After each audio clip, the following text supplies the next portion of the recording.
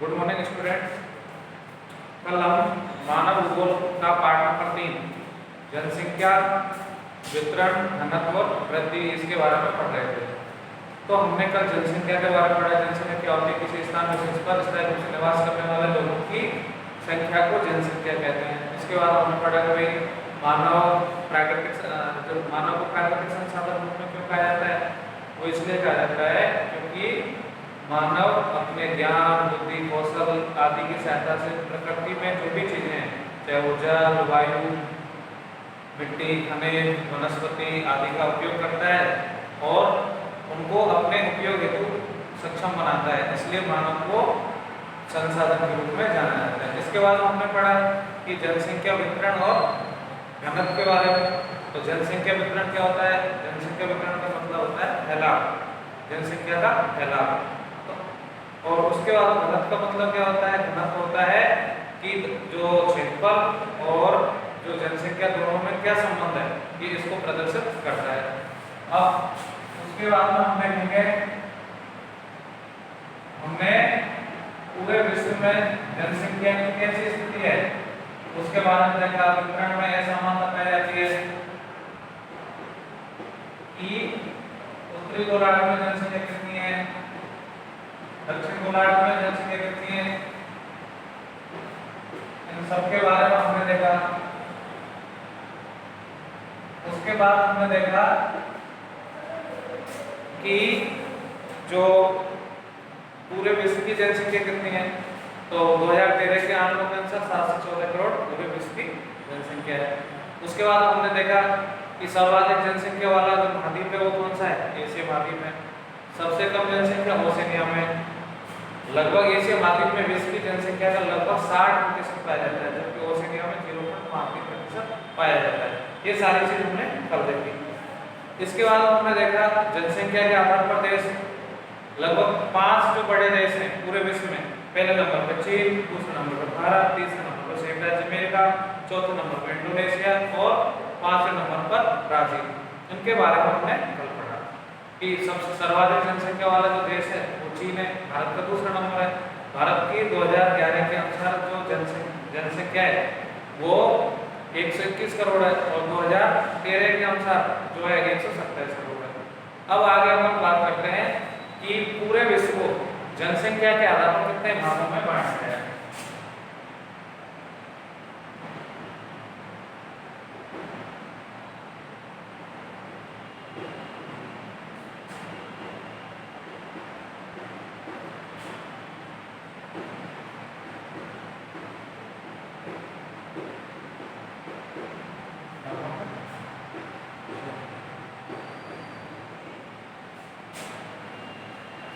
क्या कहेंगे अपन? विश्व में जनसंख्या वितरण। तो जनसंख्या के आधार पर विश्व को 4 प्रमुख क्षेत्रों में बांटा गया है। 4 प्रमुख क्षेत्रों में सबसे पहले सघन जनसंख्या वाला क्षेत्र,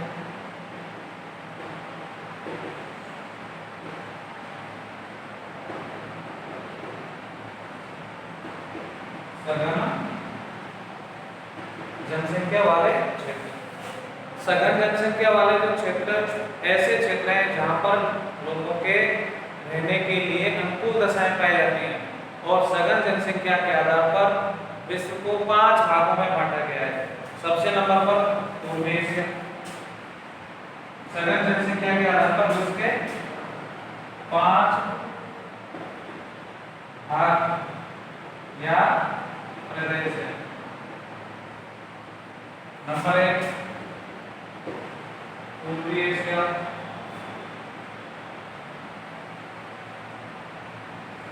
पूर्वी एशिया में जो देश हैं उनमें चीन, जापान, दक्षिण कोरिया, ताइवान और हांगकांग। चीन, जापान, ताइवान, दक्षिण कोरिया,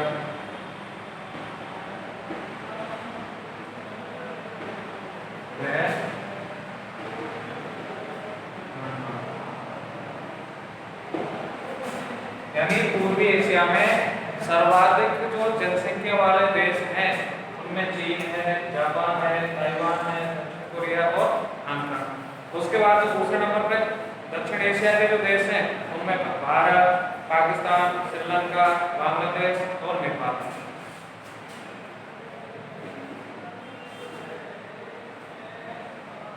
दक्षिणी एशिया में भारत,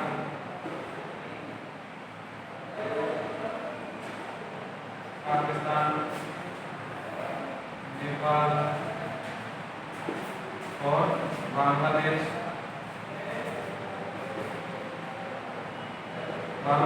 और श्रीलंका इसमें आते हैं। उसके बाद में दूसरा नंबर हो गया। उसके बाद में नंबर 3 में हम देखेंगे कि संपूर्ण दक्षिण पूर्वी जो एशिया है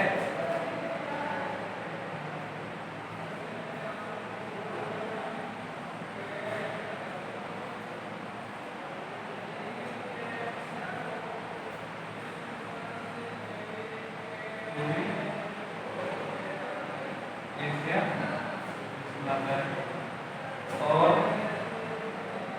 नंबर 4 पर हम देखेंगे कि इसमें उत्तरी जो पश्चिमी यूरोप आते हैं जिसमें ग्रेट ब्रिटेन है, जर्मनी है, बेल्जियम है, फ्रांस है, आयरलैंड है और डेनमार्क है। तो इसमें तीसरे नंबर पर है उत्तरी पश्चिमी यूरोप। चौथा नंबर पर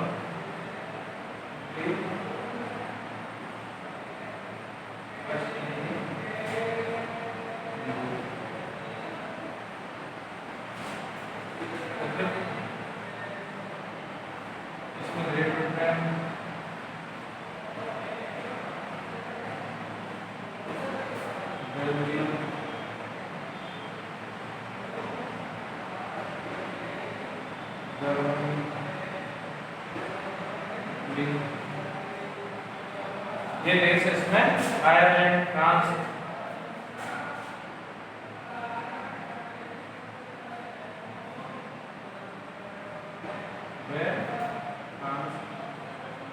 आदि देश आते हैं। और नंबर 5 पर है उत्तरी अमेरिका के उत्तरी पूर्वी।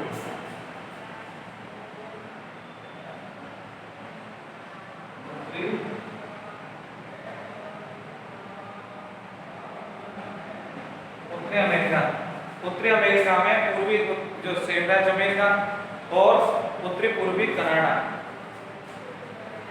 पूर्वी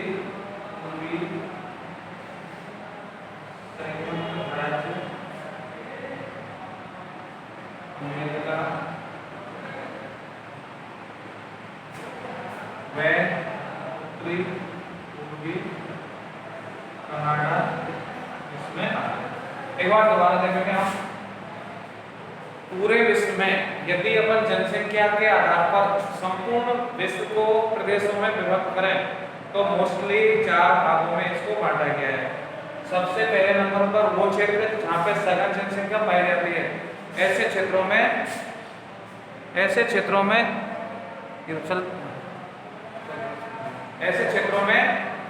जो सबसे पहले नंबर पर पूर्वी एशिया, इसमें चीन, जापान, ताइवान, दक्षिण कोरिया और हांगकांग। उसके बाद में दक्षिण एशिया में भारत, पाकिस्तान, नेपाल, बांग्लादेश और श्रीलंका। संपूर्ण दक्षिण पूर्वी एशिया इसमें आते हैं। और उसके बाद में उत्तरी पश्चिमी यूरोप में great Britain, Belgium, Germany, Italy, Ireland और फ्रांस। और उसके बाद में उत्तरी अमेरिका के उत्तरी पूर्वी भाग में जो सेंट्रल अमेरिका, उसके बाद में उत्तरी पूर्वी कनाडा। ये सघन जनसंख्या वाले क्षेत्र है। यहाँ पे सघन जनसंख्या क्यों पाई जाती है? इसका सबसे बड़ा कारण है कि यहाँ पे रहने के लिए अनुकूल जलवायु विकसित है और उसके साथ साथ कृषि योग यहाँ पे भूमि है। यहाँ पर जो पर्याप्त जल की उपलब्धता है, ये ऐसे कारण हैं जिनके कारण यहाँ पर जनसंख्या अधिक पाई जाती है। अब अपन दूसरे बारे में बात करेंगे, सामान्य जनसंख्या वाले प्रदेश।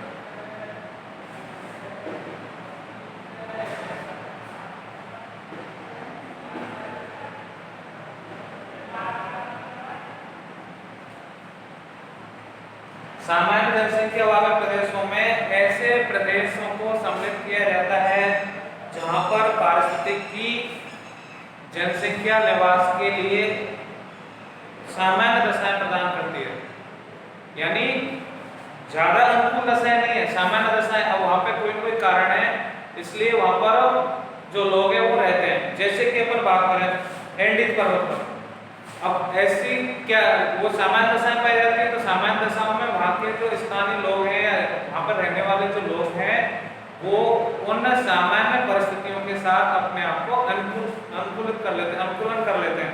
यानी सामान्य जनसंख्या वाले क्षेत्रों में सामान्य जलवायु या भौतिक दशाएं पाई जाती हैं जिनमें लोग अनुकूलन कर लेते हैं। कोई पे ऐसा कारण है कि वहां पर ऐसी जलवायु दशाएं, ऐसी जो भौतिक दशाएं, उनमें भी लोग अपने आप में सामंजस्य स्थापित कर लेते हैं। उसके पीछे कारण है कि चाहे वहां पे कोई खनिज की निकाला जा रहा हो, खनिज की बहुतायत मात्रा हो या अन्य कोई औद्योगिक क्षेत्र हो, ऐसे क्षेत्रों में ये लोग उन विशेष परिस्थितियों में भी अपने आप को उस क्षेत्र विशेष में अनुकूलित कर लेते हैं। जैसे कि अपन बात करें जैसे एंडीज पर्वत पर, एंडीज पर्वत पर, एंडीज पर्वत चिली, अब यहाँ पे निकाला जाता है तांबा।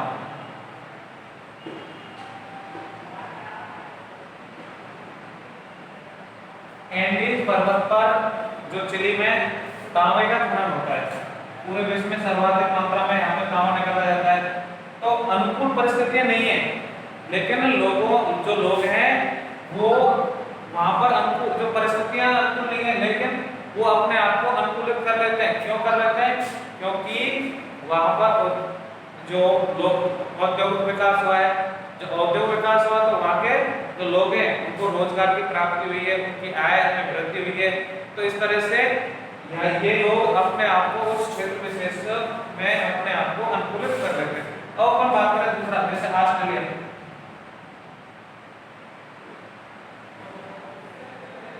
ऑस्ट्रेलिया में सोने की खान है,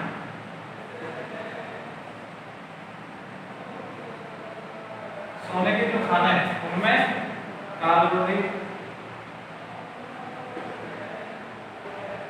और क्लोराइड,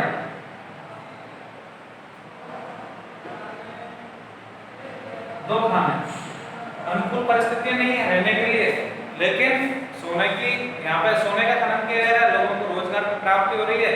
तो कहीं कहीं उन अनुकूल परिस्थितियां नहीं होने पर भी ये लोग उस क्षेत्र विशेष में अपने आप को अनुकूलित कर लेते हैं। उसके पीछे विशेष कारण क्या रहा कि वहाँ पे रोजगार के साधन उद्योग वहाँ पे विकास हुआ है, और इस कारण वहाँ पे सामान्य दशाएं होते हुए भी वहाँ पे जो जनसंख्या का जो वितरण है वो सामान्य पाया जाता है।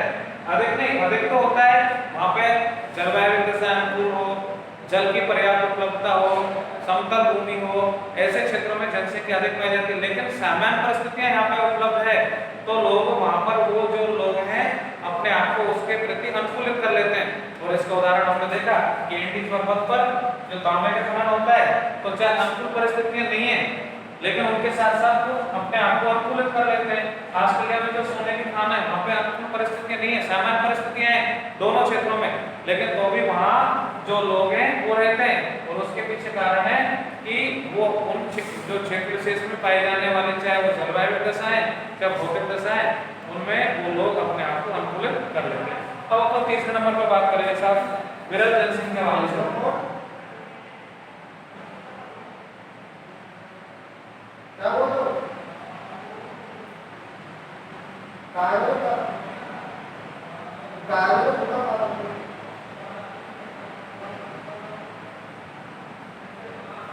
विरल जनसंख्या वाले क्षेत्रों की यदि बात करें तो लगभग इसका लगभग 70% के आसपास जो भाग है इसका लगभग 70% भाग ऐसा है जहां विश्व की जनसंख्या का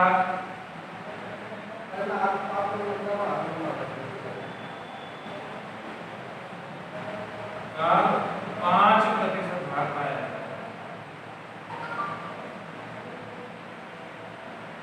है। इन सब क्यों? यानी विरल जनसंख्या वाले जो क्षेत्र है उनमें पूरे विश्व का लगभग 70% भाग ऐसा है जहां पर उस 70% भाग पर विश्व की जनसंख्या का 5% भाग पाया जाता है। यानी क्षेत्रफल ज्यादा, जनसंख्या कम। तो इसके बाद इसका जो मतलब क्या हुआ, इसका अर्थ है कि वो ऐसे क्षेत्र है जहां पर रहने के लिए अनुकूल दशाएं नहीं है।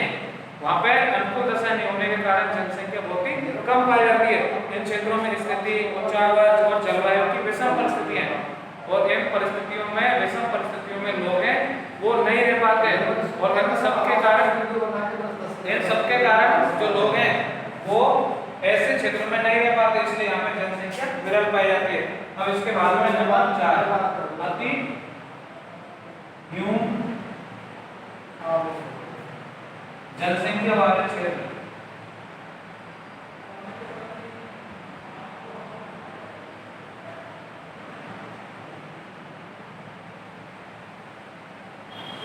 अति न्यून जनसंख्या वाले क्षेत्रों में जनसंख्या बहुत ही कम पाई जाती है। यदि अपन बात करें तो हमने देखा कि 90% भाग पे 10% जनसंख्या निवास कर रही है और 10% भाग पर 90% जनसंख्या निवास कर रही है। तो ये क्षेत्र कौन से हैं? ये बिल्कुल ही निर्जन क्षेत्र हैं। निर्जन क्षेत्र हैं। अब इनमें कौन कौन से क्षेत्र होंगे? जैसे कि ध्रुवीय क्षेत्र है,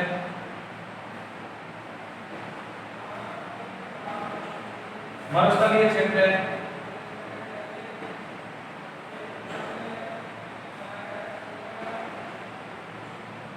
भूमध्य रेखा के पास वाला क्षेत्र है,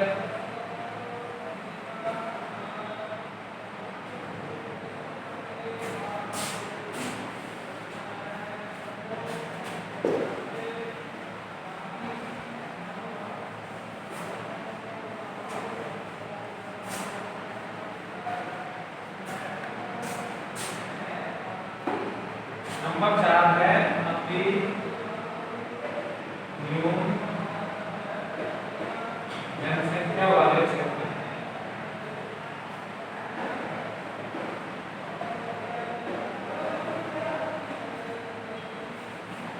ये ऐसे क्षेत्र हैं जहां पर रहने के लिए अनुकूल परिस्थितियां नहीं है। ये अनुकूल परिस्थितियां नहीं है।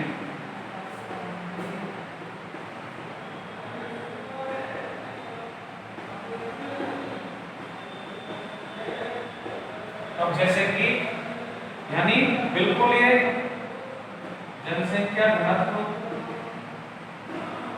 यहाँ पे बहुत कम पाई जाती है। ये कौन से क्षेत्र हैं? ये क्षेत्र ऐसे हैं जिनमें कि जैसे ध्रुवीय क्षेत्र,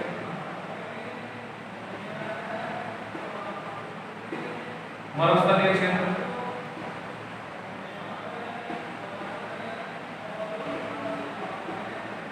मरुस्थलीय क्षेत्र, भूमध्य रेखा के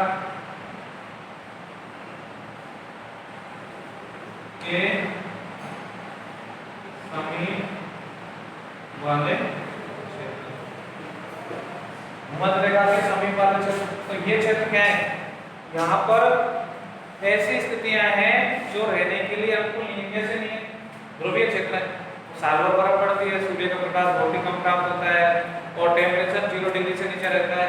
ऐसे क्षेत्रों में यदि टेम्परेचर 0 डिग्री से नीचे है तो रहने के लिए अनुकूल परिस्थितियां नहीं होंगी, वनस्पति का वहां पे अभाव पाया जाता है। तो ये ऐसे कारक हैं जो जनसंख्या वृद्धि को प्रोत्साहन नहीं करते हैं या रहने को प्रोत्साहन नहीं करते हैं। इसलिए वहाँ पे जनसंख्या कम पाई जाती है।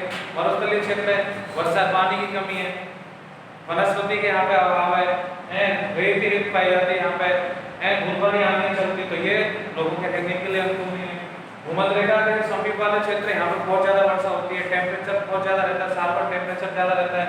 तो ये ऐसे कारक हैं जिनके कारण जनसंख्या यहाँ पे कम पाई जाती है। और इस तरह से विश्व को जनसंख्या के आधार पर 4 क्षेत्रों में बांटा गया है। नंबर 1 सघन जनसंख्या वाले क्षेत्र, दूसरा नंबर पर सामान्य जनसंख्या वाले क्षेत्र, तीसरे नंबर पर विरल जनसंख्या वाले क्षेत्र और चौथे नंबर पर अति न्यून जनसंख्या वाले क्षेत्र। तो इस तरह से 4 भागों में हमने इनको बांटा। जो सर्वाधिक जनसंख्या वाले क्षेत्र हैं इनको 5 भागों में बांटा, जिसमें पूरा एशिया और यूरोप और उत्तरी अमेरिका।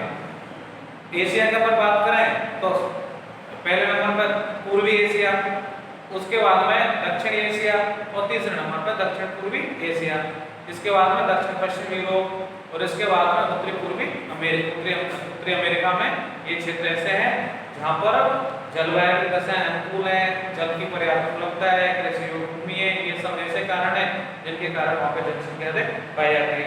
सामान्य परिस्थितियों वाले हमने देखा कि चिली में जो चुकाटकामा ये खान है तांबे की, तो यहाँ पे जो परिस्थितियां विपरीत सामान्य परिस्थितियां, लेकिन लोगों ने अपने आप को इनमें अनुकूलित कर लिया। ऑस्ट्रेलिया में जो कुलगाड़ी कालगुडी जो सोने की खान है, इन क्षेत्रों में भी लोगों ने अपने आप का अभ्यास कर लिया। क्यों?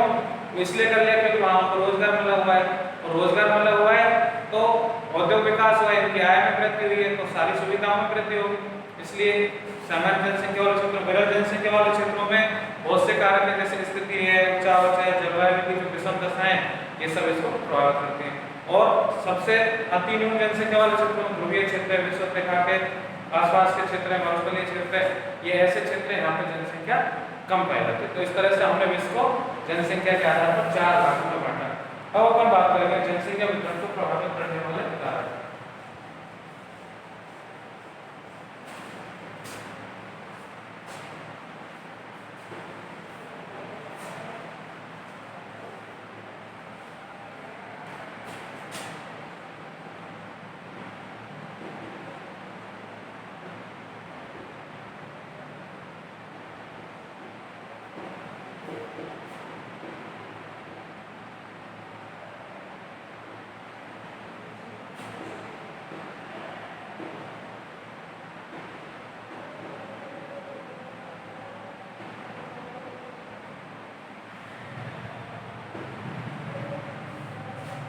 जनसंख्या वितरण को प्रभावित करने वाले कारक हैं, उनको 4 भागों में बांटा गया है। पहले नंबर पर विश्वव्यापी कारक,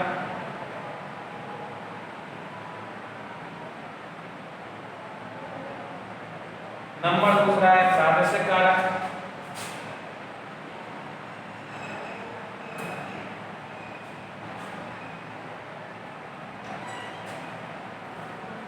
नंबर दूसरा प्रादेशिक कारक, नंबर 3 है सांस्कृतिक कारक,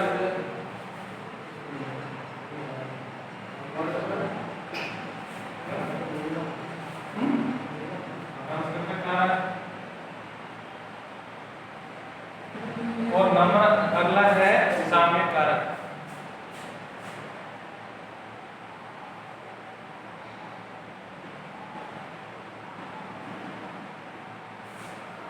जनसंख्या, विश्व में जनसंख्या के वितरण को प्रभावित करने वाले जो कारक हैं उनको 4 भागों में बांटा गया है। विश्वव्यापी कारक वो कारक हैं जो सभी जगह प्रभावित करते हैं, जनसंख्या के वितरण को सभी जगह प्रभावित करते हैं। प्रादेशिक कारक वो है जो किसी क्षेत्र विशेष में प्रभावित करते हैं। सांस्कृतिक कारक वो है जो मानव तथा उससे संबंधित जो भी कारक हैं, और उसके बाद में सामयिक कारक जो समय के अनुसार परिवर्तित होते हैं। उनमें नंबर 1 है सबसे पहले नंबर पर विश्वव्यापी कारक में अवस्थिति,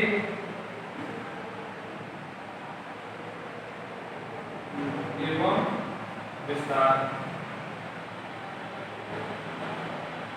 नंबर दूसरा है जलवायु रसायन,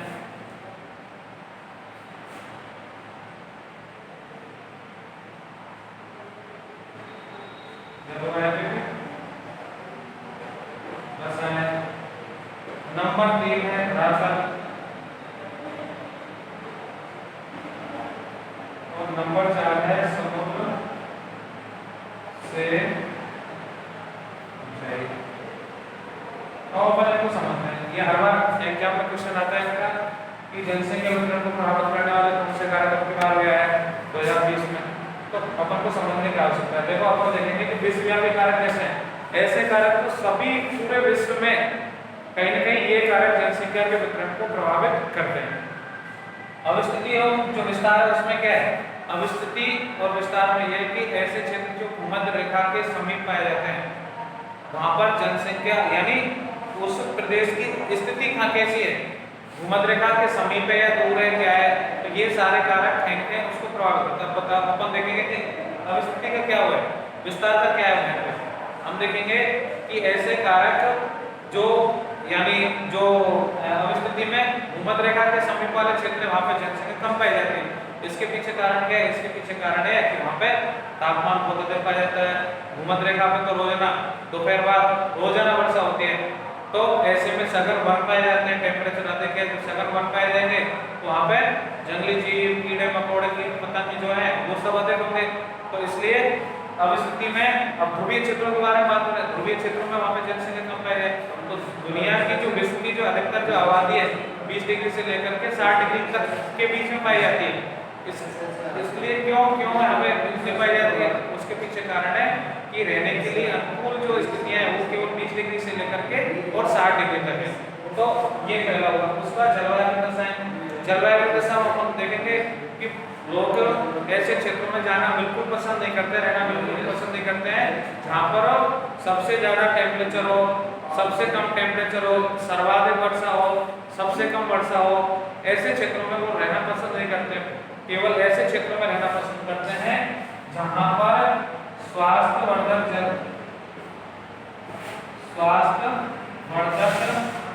जलवायु दशा हो।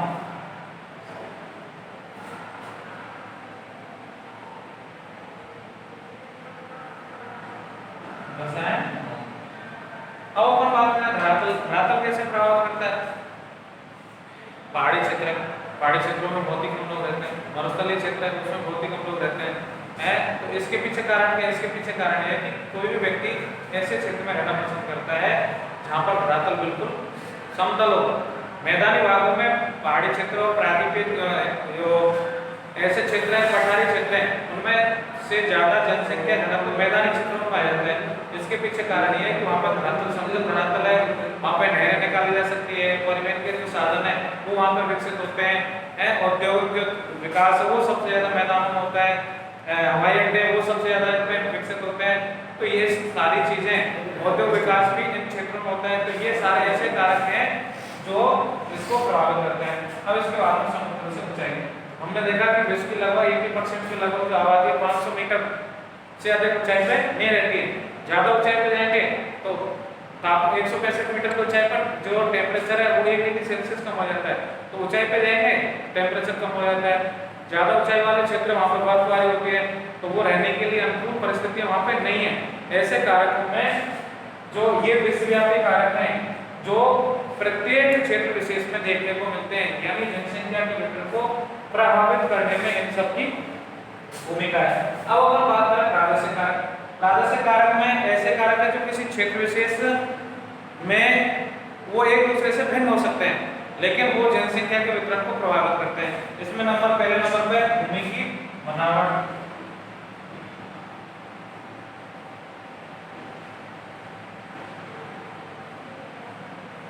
भूमि की बनावट, उसके बाद में जलापूर्ति,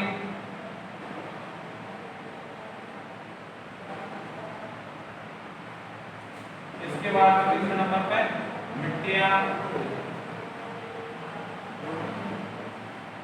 नंबर 4 पे वनस्पति,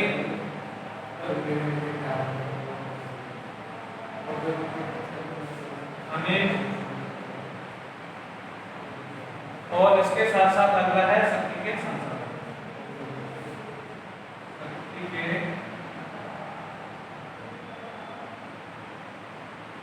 संसाधन या साधन। ये ऐसे प्रादेशिक कारक है जो एक क्षेत्र से दूसरे क्षेत्र में भिन्नता लिए होते हैं लेकिन ये जनसंख्या के वितरण को जरूर प्रभावित करते हैं। भूमि की बनावट एक क्षेत्र से दूसरे क्षेत्र में भिन्न हो सकती है। दूसरे नंबर पर जलापूर्ति, जलापूर्ति के बारे में बात अधिकता है, कहीं पे कमी है। लेकिन यदि सामान्य स्थितियां हैं तो वो लोगों को रहने के लिए अनुकूल परिस्थितियां प्रदान करती है। मिट्टी यदि उपजाऊ है तो वहाँ पर लोग अधिक रहेंगे, यदि मिट्टी उपजाऊ नहीं है तो वहाँ पर जनसंख्या कम पाई जाएगी। वनस्पति यदि अच्छी है, प्राकृतिक वनस्पति अच्छी है तो वहाँ पर जनसंख्या अधिक पाई जाएगी। यदि वनस्पति का अभाव है तो मरुस्थलीय क्षेत्र है, ऐसे में जनसंख्या कम पाई जाएगी। हमें लोगों को रोजगार का अवसर प्रदान करता है, औद्योगिक क्षेत्र का विकास होता है। तो ऐसे क्षेत्र जहाँ पे खनिज पर्याप्त मात्रा में निकलते हैं, ऐसे क्षेत्रों में जो जनसंख्या है वो अधिक पाई जाएगी। उसके बाद शक्ति के संसाधन, शक्ति के संसाधन में जैसे कोयला है, पेट्रोलियम पदार्थ है, ये ऐसे कारक हैं जो कहीं न कहीं लोगों जो जनसंख्या के वितरण को प्रभावित करते हैं। अब हम बात करें सांस्कृतिक जो कारक है उनमें नंबर 1 आर्थिक अवस्था।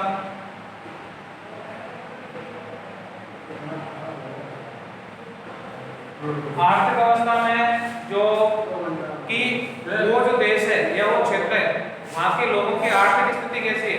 प्रत्येक व्यक्ति अमेरिका जाने को चाहता है, वो इसलिए चाहता है क्योंकि वो विकसित देश है। तो आर्थिक जो अवस्था है वो कहीं न कहीं जनसंख्या के वितरण को प्रभावित करती है। दूसरे नंबर पर उन्नति का स्तर।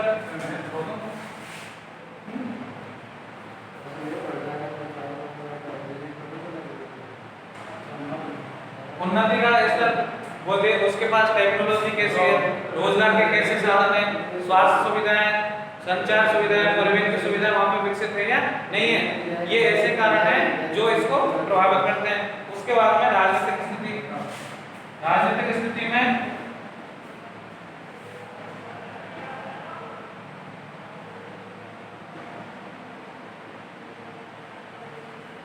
राजनीतिक स्थिति में वहाँ जो रहने वाले जो लोग हैं उसमें लोकतंत्र है या नहीं, या वहाँ पे हर समय उथल-पुथल होती है, राजनीतिक विद्रोह होते हैं, नहीं होते, तानाशाह है। तो ऐसे क्षेत्र जहाँ पे तानाशाह है या राजनीतिक उथल-पुथल होती रहती है तो वहाँ पे जनसंख्या कम पाई जाती है। और जहाँ पर लोकतंत्र में स्थिरता है, जनता का शासन है, वहाँ पे लोगों को कोई असुविधा नहीं है, कोई आंदोलन नहीं होते, वहाँ पे कोई आतंकवादी घटनाएं नहीं होती हैं और राजनीतिक उथल-पुथल नहीं होते हैं। ऐसे क्षेत्रों में जनसंख्या का वितरण जो जनसंख्या अधिक पाई जाती है। इसके बाद में नंबर अगला है मनोवैज्ञानिक।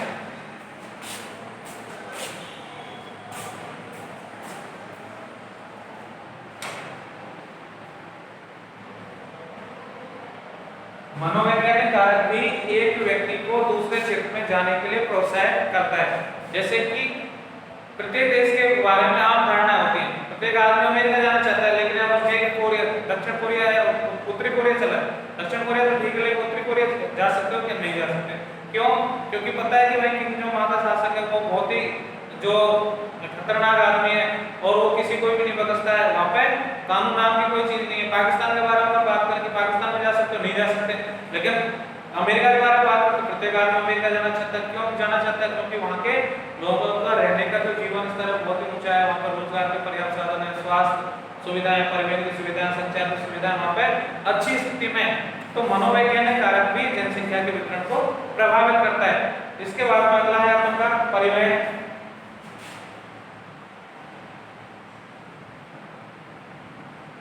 ऐसे क्षेत्र जहाँ पर पर्याप्त परिवहन के साधन विकसित होते हैं, जल, थल और नभ, तो ऐसे क्षेत्रों में जनसंख्या का वितरण अन्य क्षेत्रों की अपेक्षा बहुत अधिक पाई जाती है, यानी जनसंख्या अधिक पाई जाती है। क्यों? क्योंकि जब यहाँ पे परिवहन के साधन विकसित होंगे तो वहाँ पर रोजगार के साधन विकसित होंगे, औद्योगिक जो विकास होगा उस क्षेत्र का और लोगों की प्रवृत्तियां है वो भी अधिक होगी। तो परिवहन की सुविधा का विकास सीधे सीधे लोगों की जनसंख्या के वितरण को प्रभावित करता है। उसके बाद में व्यापार।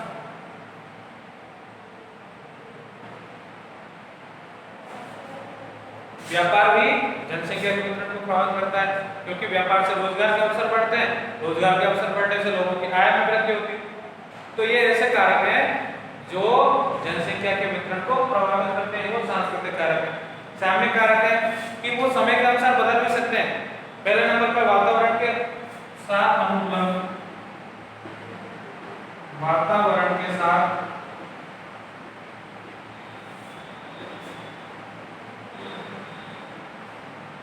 अनुकूलन।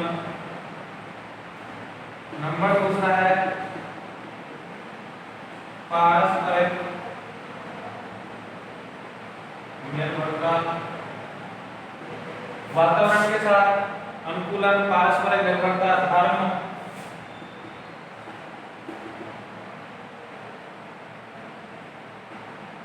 और इसके बाद नंबर 4 है सामाजिक मान्यताएं और सामाजिक संरचना।